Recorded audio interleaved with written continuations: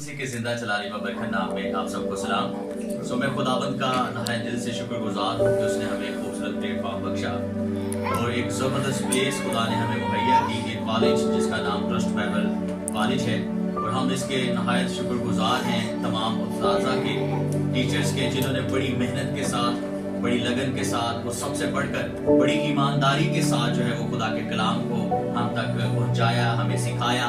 और आज हम इस बात के लिए खुदा का शुक्र बजा लाते हैं कि बहुत सारी जिंदगियों को आज हम भी कलाम को सिखा रहे हैं। तो इन सब चीजों के लिए मैं खुदा का शुक्र अदा करता हूँ और सारी इज्जत, सारा ऑनर जो है मैं खुदा के नाम में देता हूँ।